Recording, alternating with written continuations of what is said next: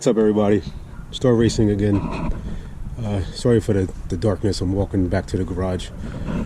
As you all know that, I got that RC stuff, the Losi 22S in an armored crate, but also drag race full skull car, which is also 69 Camaro. There it is.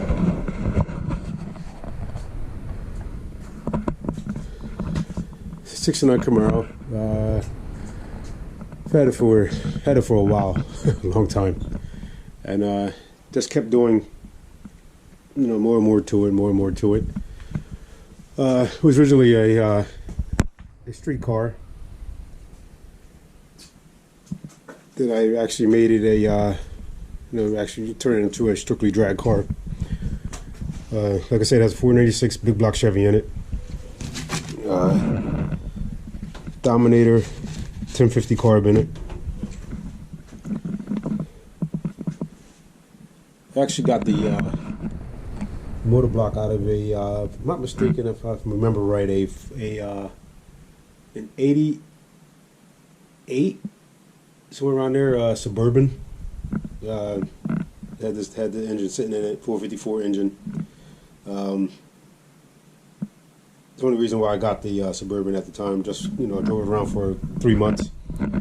Then I ripped the motor out, tore it completely down, and took it to my motor guy, and he turned it into a 496. There it is. I actually want to take get another body for the Losi 22S, and I want to actually paint it the same color as this car here, which is actually it's called a sunburst orange. Which actually, this didn't come out too bad when I painted it. It was originally a hover orange when I got it, but it was so old, it was so faded. And actually, when I ordered this paint, it looked a little more orange than what you see it now. It actually changes a little different color in the sunlight. But actually, I got this paint from a auto body place on eBay. They're based out of New York, and I ordered it off of eBay. I ordered a gallon of the primer for I don't know, like 110 bucks. And a gallon of the color for 150 bucks, and it's single stage paint, and it actually didn't come out bad at all. It's actually been painted. I painted this a few years ago, but color's been, paint's been holding up very well. It's not out in the daylight every day like a normal car. It's in the garage, throughout the winter. Mostly throughout this, the season with the days that I'm not racing.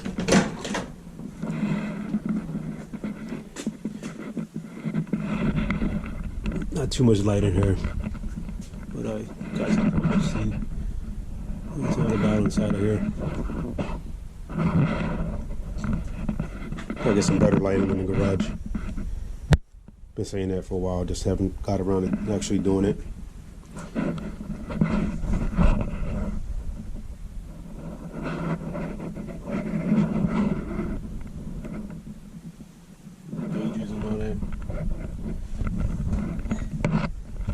The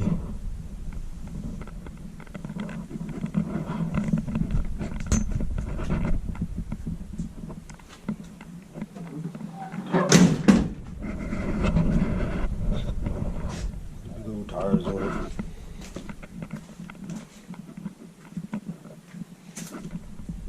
Those bars. Laundry out back.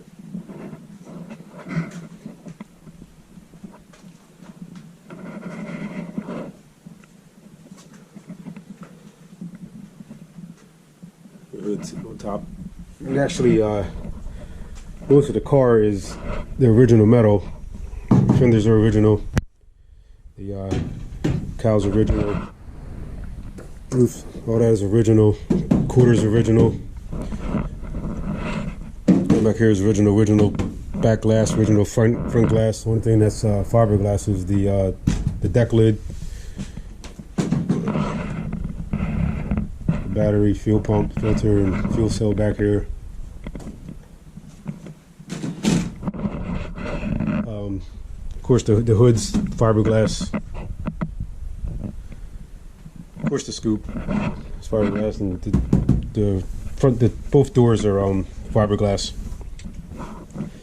But what I'm about to do is I would like to put an accumulator right down there, if you guys can see it. Better view of it.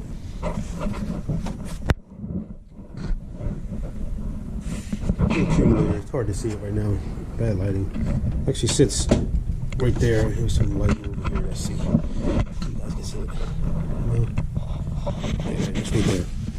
The accumulator right here, which holds 3 quarts of oil. I want to get that moved. I want to move that from where it's at now to right in back of inside of the left fender, where it goes up and kind of meets the door. There's a pocket that sits back here. You see my finger? It sits all right back here, and I want to move it back in there just to get it away from the front. One, because if that thing decides to let loose all that oil,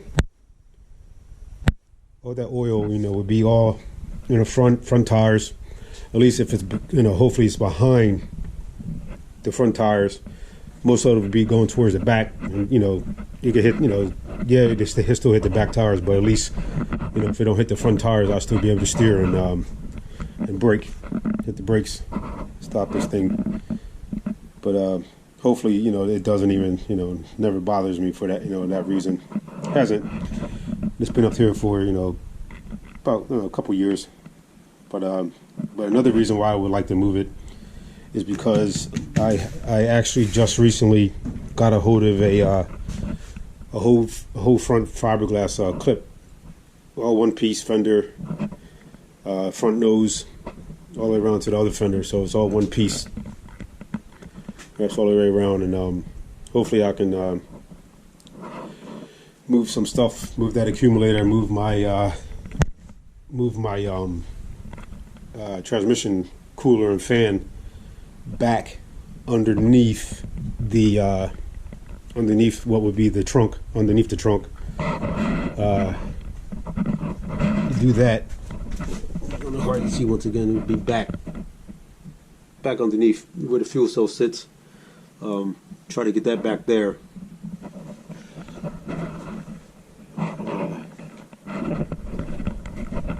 See if I can get my flashlight to work here. So I'll give you guys a better view. So, like I was saying, I want to get the transmission cooler.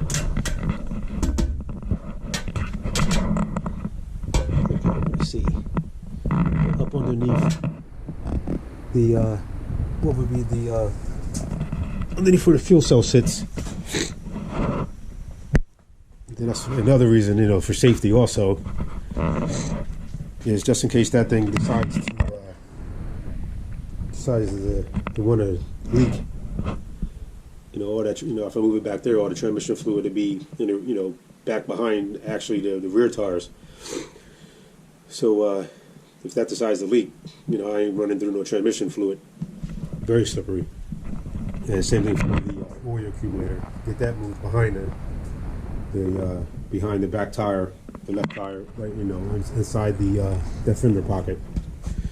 But trying to get to that with that fiberglass clip. That's going to take a little bit of work. I got it fairly cheap. Guy had it. He knew somebody that had it. That they stopped racing, but they used the that front clip on their Camaro, and you see it. banged it around, a few times and for whatever, and it actually, has some cracks in it. So this needs some work, some fiberglass work, but it's not a big deal. But it's just going to take some time. So I don't know if I'm better get that on there, this season or not. Because right now we're actually beginning of January. Season starts in March, so it's going to be it'll be a push to get that thing into good, be able to paint it good. It's not that much bad of a shape, but it's just going to take a lot of time. But I would like to get it on there this season, but if not, hopefully following season. But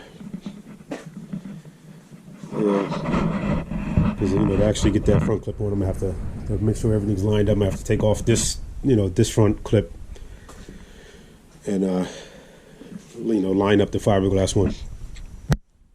But it should be all right. But like I said, start racing. If it got wheels, let's race it. And like I said, with that Losi, I just had to, when they saw that they was coming out with a '69 Camaro RC drag car, so I got to get that. Wonder why. But we got that thing, started doing some upgrades on it. Didn't post the video about it yet. But I actually made the videos. I just didn't edit them yet, to put them on the YouTube channel. But right now, since I've had that Losi, the 22S, what did I do? I actually put a sway bar on it. I put a sway bar. I put the shock extensions on it, front and rear.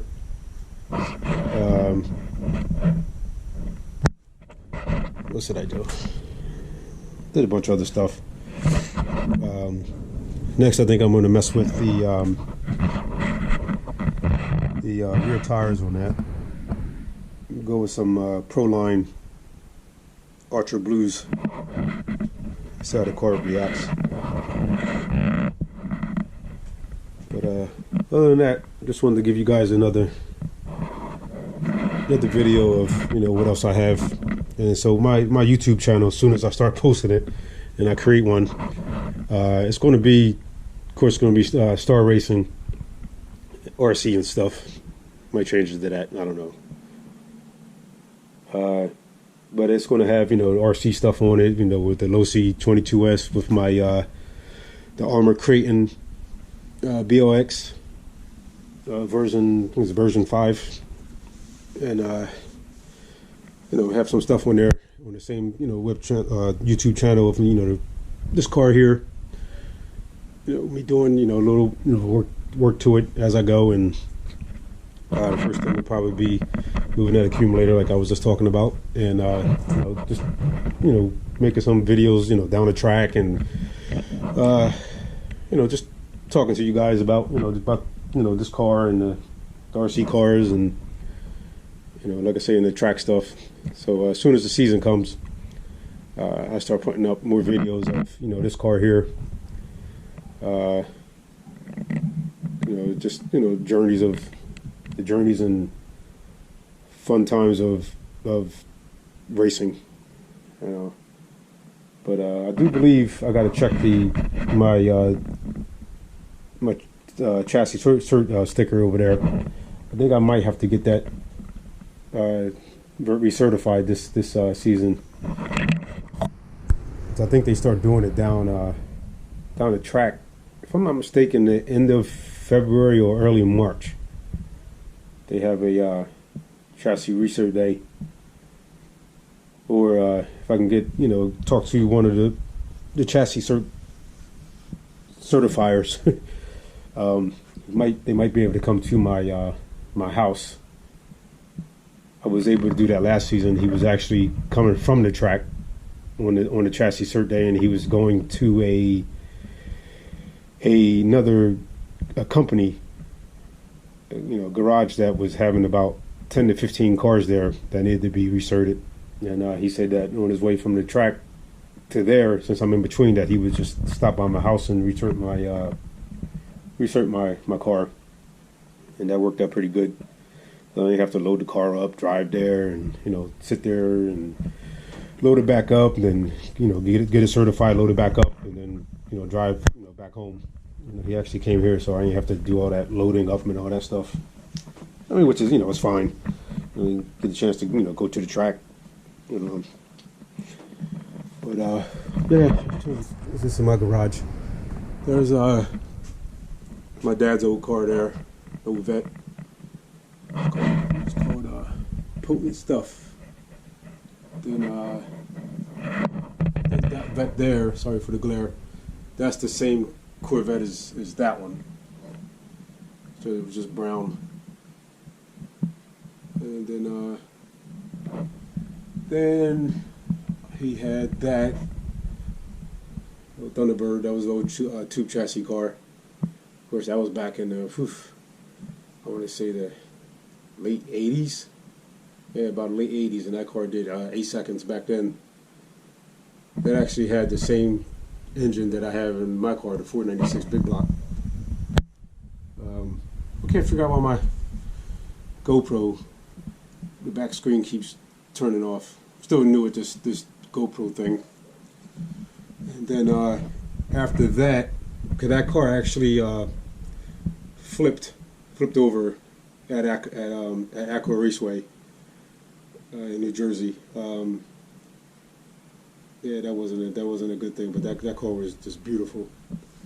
Yeah, but it flipped over, and by the time we got to it down at the end of the track, it was like the body was so disintegrated.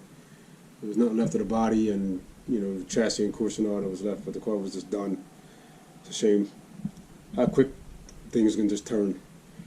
And then, but after that one, he got this one here, which is a Capri. Looks like a Mustang, but it's a Capri. Sorry for the glare once again.